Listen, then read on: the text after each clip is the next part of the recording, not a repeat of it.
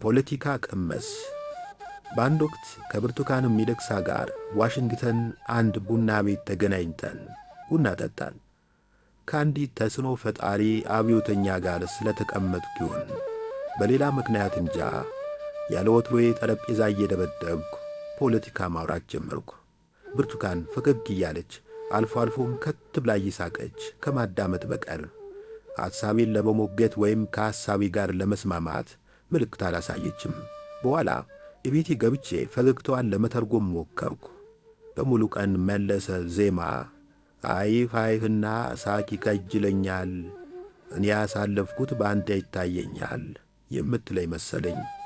ታጋዮች በትግላቸው ተስፋ ቆርጠው ወይም ተሰላጅተው ወደ ግል ኑሯቸው በመነኑበት ሰዓት እኔ ስለ አገር አስተዳደር በመከራከር ለምን የማይነጋ ሕልም አልማለሁ፣ ለምን አርፌ የራሴን ኑሮ አልኖረም ያልኩበት ጊዜ ጥቂት አይደለም። እየቆየው ሳስበው አርፎ መኖር የሚባለው ነገር ትርጉም የለሽ መሆኑ ገባኝ። በእርግጥ ተናግሮ ማሳመን ታግሮ መጣል ሁልጊዜ አይሳካም። ያምኖ እስክረታ ድረስ ካልታገልኩ፣ እስክታፈን ድረስ ካልተናገርኩ የረባ ኑሮ ኖርኩ ማለት ይከብደኛል። ጠንከር ያለ የርዕዮተ ዓለም ትንታኔ ማንበብ የሚወድ ሰው በፖለቲካ ቀመስ መጣጥፎቼ ውስጥ የሚፈልገውን ማግኘቱን እጠራጠራለሁ። መጣጥፎቼ የእንጉርጉሮና የልግጫ ድብልቅ ናቸው። የሐሳብ አርአያዎቼ አንጎራጓሪ ሴቶች እንጂ ፕሮፌሽናል ፖለቲከኞች አይደሉም። የጥንት አንጎራጓሪ ሴቶች ከባድ በደል ሲደርስባቸው ስሜታቸው ይገነፍላል። ያን ጊዜ ንጉሥና ካህን ከፈቀደላቸው ወሰን አልፎ ይናገራሉ፣ ይገጥማሉ። መነሻቸው ግለ ታሪካቸው ነው። ለምሳሌ ልብሴንም ገፈፈው ለበሰው ርዘኛ፣ በሬንም ነድቶ አረደው ነፍጠኛ፣ ንጉሥ የቀረውት ጥቂት አማርኛ፣ ምነው ሆዳይ ዘርፉ አለፌ እንድተኛ ብላ ያንጎራጎረችው ሴትዮ የግል ገጠመኟንና አቤቱታዋን ቁጭቷን በአንድ ላይ ጠቅላ ገልጻለች። እኔም ከዚህ የተለየ እንዳላደረግኩ ወደ ዝርዝሩ ስትዘልቅ ትገነዘባለህ። ታሪክ ከመስ መጣጥፎቼ አላግባብ የተወቀሱትን ከማወደስ አላግባብ የተረሱትን ከማስታወስ ያለፈ ዓላማ አላቸው። በአንድ ወቅት ፕሮፌሰር እንድሪያስ ሼቴ ቲቪ ላይ ቀርቦ ሲናገር ታሪካችን ይቻነናል የምትል ብትከትንም ጠጅ የሆነች ነገር ጣል አድርጓል። አሁን ሳስበው ላለፉት 2 አስርት ዓመታት ታሪክ መጻፍ ማለት የበደለኝነትን ስሜት ማሸከም ማለቱማል። በዘመናችን በብሔረሰብ ፖለቲካ የጎበዝ አለቆች መካከል የሚደረገው የሥልጣን ትግል የታሪክን ጸጋዎች ለራስ ጠቅልሎ መውሰድ፣ የታሪክን ዕዳዎች ለሌላው ጠቅልሎ መስጠት በሚል ያልተጻፈ መሪ ላይ የተመሠረተ ነው። የፖለቲካ ከበርቴዎቻችን የታሪክን ቀንበር በጋራ ለመሸከም ከመሰናዳት ይልቅ በወደረኛቸው ጫንቃ ላይ ለመጫን ሲታገሩ ቆይተዋል። እርግጥ ነው አንዳንዶች እንደሚያስቡት ታሪክ አሮጌ መጽሐፍት ውስጥ ተጠርዞ የቀረ ነገር አይደለም። ያለፈውን ትተን ወደፊት እንገስግስ የሚለው ሾላ በድፍን የሆነ አባባልም ትርጉም የለሽ ነው። ያለፈውን ዘመን ቸል ብንለው ቸል አይለንም። የዛሬው ዘመን ምንም ቢታገል ካለፈው ዘመን ተለይቶ ጎጆ መውጣት አይችልም። ያለፈው ዘመንና የዛሬው ዘመን እንዳይፋቱ ሆነው ተቆራኝተዋል። አንዳንዴ ሳስበው ዘንድሮ በሚለው ቃል ውስጥ ድሮ የሚለው ቃል መገኘቱ በአጋጣሚ አይመስለኝም። ያለፈውን ዘመን ተቀብለን ካለፈው ተምረን የተሻለ የጋራ ቤት መስራት እንችላለን። ታሪክን ቁርጭምጭሚታችን ላይ እንደታሰረ አለሎ የሚያከብዱብን የዘመናችን ደረቅ ብሔርተኞች ናቸው። እንዴት ላብራራ? አብዛኛው የኢትዮጵያ ሕዝብ የዕለት ጉርስ የዓመት ልብስ ለማግኘት ሲነሳ ሲወድቅ የሚኖር ነው። በአንጻሩ በብሔረሰባቸው ላይ ራሳቸውን የጎበዝ አለቃ አድርገው የሾሙ ሰዎች በመከረኛው ሕዝብ ስም ቂም ሲያጠራቅሙ፣ ሲያሳድሙ እንዲሁም በማኅበራዊ ገጾች ላይ ተሰላልፈው ሲፋለሙ ይውላሉ። ሕዝቤ፣ ብሔረሰቤ፣ ማንነቴ፣ መሥዋዕትነቴ የሚሉ ቃላትን ሲያመነዥቁ ስታያቸው ለሕዝባቸው ለብሔረሰባቸው የሚቆረቆሩ ይመስላል። ግን ጭምብላቸውን ገልበ ስታይ መሰሪ ራስ ወዳድነታቸውን ትደርስበታለህ። በራስ ወዳድነትና በመሰሪ ራስ ወዳድነት መካከል ልዩነት አለ። እኔ ራሴን ወዳለሁ። ራሴን ስለምወድ የግል ሐሳቤን ለርዕዮተ ዓለም፣ ለሥጋ ዝምድና፣ ለፓርቲ ፍቅር ስላልሰዋም እንዲሁም ለራሴ ያለኝን ፍቅር የሕዝብ ፍቅር፣ የድርጅት ፍቅር የሚል መሰሪ ካባ አላለብሰውም። ለምሳሌ በዚህች መጽሐፍ ውስጥ ያሉትን ሐሳቦች የማንም ቡድንና ሕዝብ ተወካይ ሁኜ አልጻፍኳቸውም። በሐሳቤ ምክንያት የሚመጣውን መዓት ለብቻዬ ራሴን ችዬ ልጋፈጠው ዝግጁ ነኝ። የብሔረሰብ የጎበዝ አለቆች ራሳቸውን ችለው ቆመው እንደማይመክቱ አውቃለሁ። ራሳቸውን የሕዝብ አደራ ተረክበው እንደሚታገቡ አድርገው የሚያስተዋውቁትን ያክል ጠላታቸውን የሌላ ሕዝብ ድርጅት ወኪል አድርገው ሊያቀርቡት ሞክራሉ። በዘመናችን ምሁራዊ ውይይት ነጥፎ አድማና ሴራ ያንሰራራበት ምክንያት ይህ ነው እና እጅሬ ትግላቸው ሕዝባቸውን ሳይሆን ኪሳቸውን ነፃ ለመውጣት ነው። አንባቢዎች፣ የብሔረሰብ ፖለቲካ ወፍራም እንጀራ መሆኑን ካላወቅ ተሸውደሃል። በአሁኑ ጊዜ የኢትዮጵያ ብሔረሰቦች የብሔር ፖለቲከኞች ሱቅ ናቸው። የብሔረሰብ ሚዲያ ለመክፈት፣ የሽንፈት ወይም የድል ሐውልት ለማቆም እንዲሁም ቤተ መዘክር ለመገንባት ተብሎ ከድሃው መዋጮ ይሰበሰባል። የተሰበሰበው ገንዘብ በአብዛኛው በጌቶችና በሽፍቶች ኪስ ውስጥ ይገባል። ራሱን ችሎ መቆም የማይችል ዝናብ እንደመታው ፍየል ትግ ላይ አንገት ለአንገት ተቆላልፎ ካልቆመ በስተቀር የኖረ የማይመስለው የህብረተሰብ ክፍል በየትኛውም አገር በየትኛውም ዘመን አለ። ገንዘቡን ብቻ ሳይሆን ምቾቱንና ዕድሜውን በቡድን ስም ለሚያጭበረብሩት አስማተኞች ለመገበር ዝግጁ የሆነ ዜጋ ሞልቷል። በዘመናችን ብሔርተኝነት ማለት ሳይደክሙ የሌሎችን የድካም ውጤት መቀማት መሆኑን አውቃለሁ። አንድ ሰው በግሉ ስኬት መቀዳጀት ሲያቅተው በጥረታቸው ብልጫ ያስመዘገቡ ግለሰቦችን ስኬት ወደ ብሔር ስኬት ለውጦ ባዶነቱን ለመሙላት ይሞክራል። ሌላው እልም ያለ ፈሪ ሆኖ ሳለ የበላይ ዘር እያለ ይፎክራል።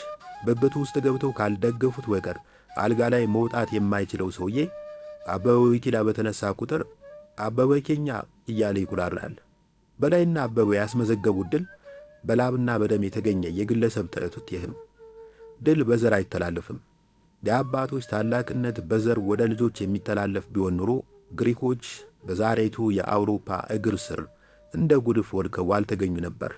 ብሔርተኝነት የግለሰብ ጥረትን ሰርቆ የራስን ድክመት ለመሙላት የሚደረግ መሰሪ እንቅስቃሴ ነው። ከውስጥ አዋቂ የዘመውት አንድ ገጠመኝ ምስክር ይሆነኝ። የአንድ የብሔር ጎበዝ አለቃ የሆነ ሽማግሌ በኢትዮጵያ በአንዱ ክፍል ይኖራል። ሁለት አርብቶ አደር ብሔሮች በግጦሽ ሳር ወይም በውሃ ምክንያት ይጣላሉ። ይህኔ ይህ ሽማግሌ በዘመናዊ ላንድ ክሩዘር ወደ አዲስ አበባ ተጠርቶ ይመጣና ግጭቱን እንዲያስቆም ትዕዛዝ ይተላለፍለታል። ለግጭት መቆጣጠሪያም ተብሎ ዳጎስ ያለ ብር በሰፊው ኪሱ ውስጥ ሻት ይደረግለታል። ሽማግሌው ወደ ግጭቱ ቦታ ተመልሶ ከተቃራኒው ወገን የተሰለፉትን አቻ የጎሳ መሪዎች ይጠራና ከተመደበለት ጉርሻ ያካፍላቸዋል። እነሱም በራሳቸው መንገድ የተቀሰቀሰውን ግጭት ያበርዱታል። የጎሳ መሪ ሽማግሌዎች ገንዘባቸው ሲያልቅ እንደገና በእጅ አዙር ግጭቱን ይቀሰቅሱታል። ጎበዛዝት ይዘነጣጠላሉ፣ ጎጆዎች ይካተላሉ። የአዲስ አበባው መንግሥት ባለሥልጣናት ሽማግሌውን እንደገና ጠርተው ይለማመጡታል። የደም ገንዘብ የለመዱ ሰላምን አልቀው ይከቧታል። የዘመናችን የብሔረሰብ የጎበዝ አለቆች በተወለዱበት ከተማ ውስጥ ሆስፒታል ለመሥራት 5 ሳንቲም አያዋጡም። ይሁን እንጂ የጀርመን ተራድኦ ድርጅት ሆስፒታል ቢያቆም በየትኛው ቋንቋ የተጻፈው ስሙ ይቅደም የትኛው ይከተል በሚለው ዙሪያ ዱላ ቀረሽ ክርክር ሊያደርጉ ይችላሉ። በአብዛኛው በንፍገት ችግር የሚሰቃዩ ናቸው። ንፍገትን ፖለቲካዊ ካባ ስላለበስከው ንፍገትነትም አይለውጥም። አሜሪካ ወይም አውሮፓ ቤት ሰርቶ ዜጎች የሚያገኙትን መብት አግኝቶ እየኖረ ከክልላችን ውጡልን የሚል መፈክር የሚያስተጋባ ሰው ከስስታምነት በቀር ምን ይገልጸዋል? ኢትዮጵያ ውስጥ ከሚኖሩ ብሔረሰቦች ውስጥ እንደ ሰርዶ ከመሬት በቅሎ የተገኘ አንድ እንኳ የለም። ሁሉም በቅሚያ የተገኘ መሬት ወርሶ የሚኖር ነው።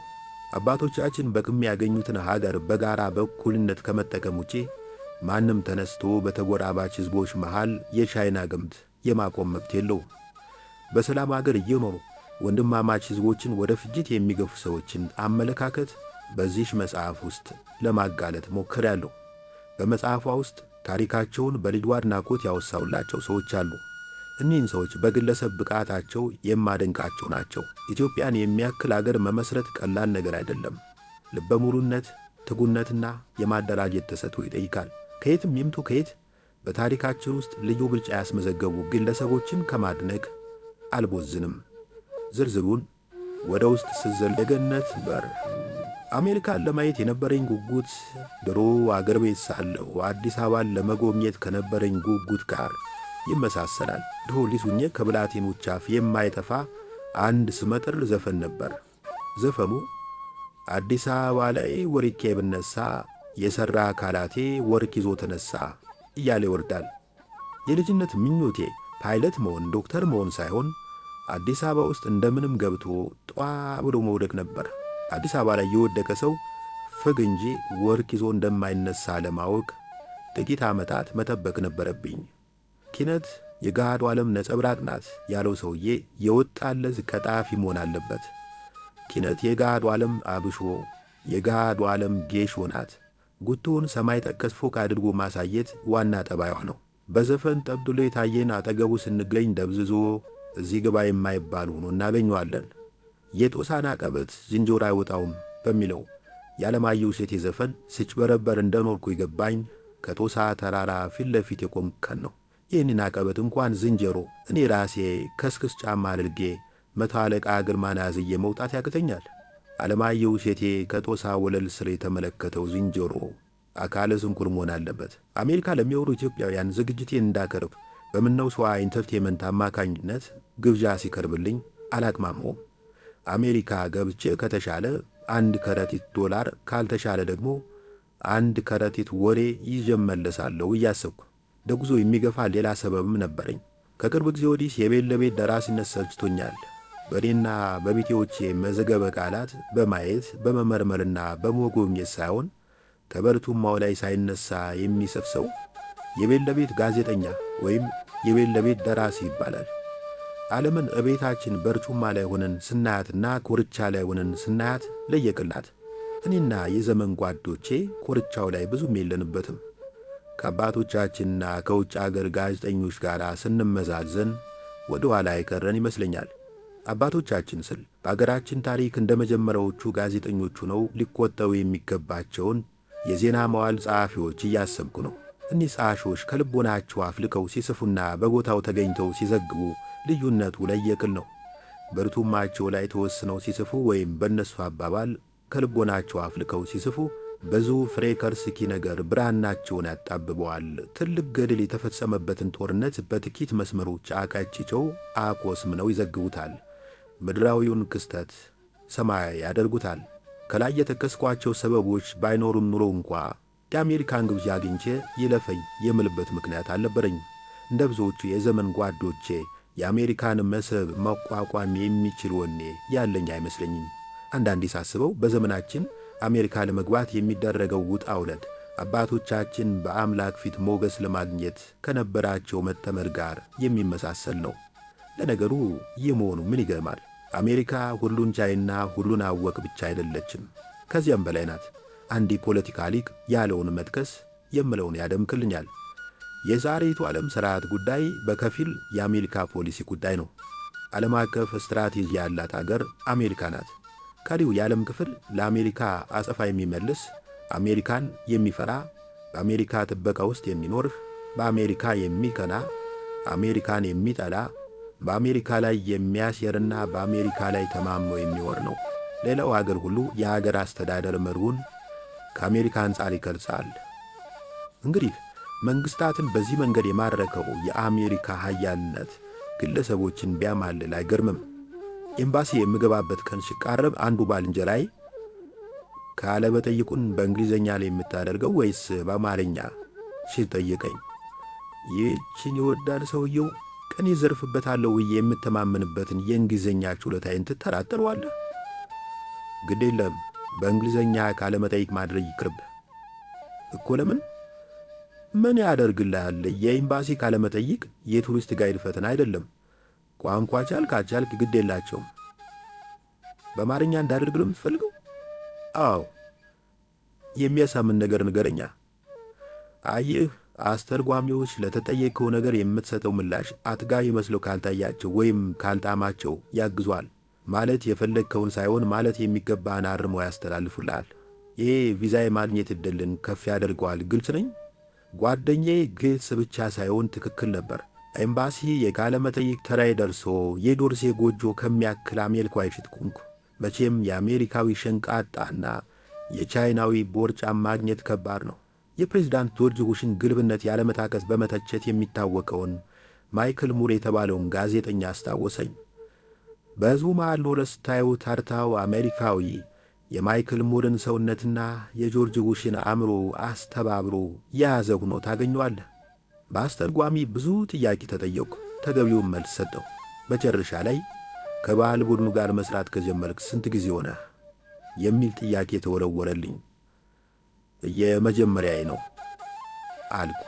አስተርጓሚው አፉን ወደ መስኮቱ አቅርቦ አልገባም ጥያቄው አለኝ። ገብቶኛል፣ የመጀመሪያዬ ነው ብዬ መለስኩ። አሁንም አልገባም። 1 ዓመቴ ነው ብዬ ሸመጠጥኩ። አስተርጓሚው ውሸቴን ለፈረንጁ ተረጎመለት። ቪዛው ሲመታልኝ በልቤ እንደ ባህር ዳሩ መድኃኒት አዋቂ እና እያስረስ እውነት መቀመቅ ከታይ ነበር፣ ውሸት ነፃ ወጣችኝ ብዬ ፈገግ አልኩ። ነገሩ ከጥቂት ዓመታት በፊት የተከሰተ ነው። በባህር ዳር ከተማ በባህል ሕክምና የሚተዳደሩት አያስረስ ለአንዲት በሽተኛቸው አጉል ቅጠል ሰጥተው ገደባት። በፖሊሶች ቁጥጥር ስር ሲውሉ ታዲያ እኔ ለቴ የተራሰ ጉድጓዴ የተማሰ ሽማግሌ ነኝ። በዚህ ዕድሜ መዋሸት አይገባኝም። እውነት ነው። መድኃኒቱን ስሰጣት ሰተት ብላ ግጥም ብላብኛለች፣ በእጄ ላይ ሞታብኛለች ብለው ተናዘዙ። ጠበቃው ይህንን ሲሰማ የዋህነታቸውን ወቅሶ እንዲያስተባብሉ አሰለጠናቸው። እናም በሚቀጥለው ቀጠሮ ሲቀርቡ ገውር ፍርድ ቤት ፖሊሶች ባልወለድ አንጀታቸው እየነረቱ በግድ እንዳምን አድርገው ነው እንጂ ከልጅቱ ደምጀንሱ ነው ብለው አስተባበሉ። ፍርድ ቤቱም የዋስ መብታቸውን ፈቅዶ አሰናበታቸው።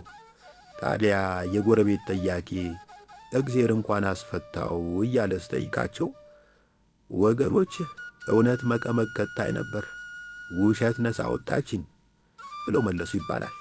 እኔም እውነት መቀመቅ ልትከተኝ እንደነበር እያሰብኩ ከኤምባሲው ወጣሁ። ገና ከግቢ እንደወጣሁ አንዱ እንኳን ደስ አለ ብሎ እንዳረግ ተጠመጠመብኝ። እንደምንም ከክፉ ራሴን መንጭቄ አውጥቼ ቀና ብዬ ስመለከተው ያለ ዛሬም አይቼው አላውቅ። እስቴ ደስ የሆነ ነገር ልቀቅብኝ ሲለኝ ከፊቴ የቆመው ፈላጭ መሆን ገባኝ። እጄን ከኪሴ ጎትቼ ሳወጣው 50 ብር ይዞብኝ ተመለሰ። ዝርዝር አለህ ልለው ስሰናዳ 50 ብር በቂው አለና ከመንጠቅ በማይተናነስ መንገድ እጄ ላይ ያንከረፈፍኩትን ተቀበለኝ። ወዲያው ፈገግታውን አቀጣጥሎ ወደ ሌላዋ ባለ ዕድል ሲሄድ ተመለከትኩት። የዚህን ፈላጭ ዘለኝነት ባሰብኩት ቁጥር ዛሬ ድረስ ይደንቀኛል። የሽሮ ሜዳው አራዳ የሰው ስነ ልቦና ዘይቤ ተገልጦለታል። ሰዎች በተደሰቱበት ቅጽበት መንፈግና መቆጠብ ትዝ አይላቸውም። ለእኛ ኢትዮጵያውያን የአሜሪካ ቪዛ የደስታ ጣራችን ነው። ቪዛን ያክል ነገር በእጅ ገብቶ እንዴት ስለ ንፍገት ታስባለህ? የዶላር ተራራ ከፊት ለፊቴ እየታየህ ስለ 50 ብር እንዴት ልትጨነቅ ትችላለህ? እንዲህ አይነቱ የደስታ ቅጽበት አባ ሐናን አባ መስጠት እንዲሆን ያስከትለዋል። ደስታ የሚባለው ነገር ሰዎችን እንዴት መልካምና ገራም እንደሚያደርጋቸው ኢትዮጵያ ለአፍሪካ ዋንጫ ማጣሪያ ያለፈስ ጊዜያቸው አለው።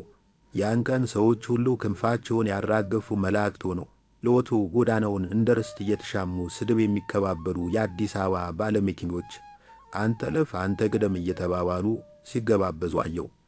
ባለመኪኖች መንገደኛውን ሁሉ የመሳፈሪያ ዋጋ ሳይጠይቁ ጫኑ። ደስታ የሰዎችን ፊት ሁሉ አንድ አደረገው። ምናልባት ደግ ለመሆን የሚያስፈልገን የግብረ ገብነት ትምህርት አይደለም። የሚያስፈልገን ትንሽ ድልና ትንሽ የምሥራች ይሆናል።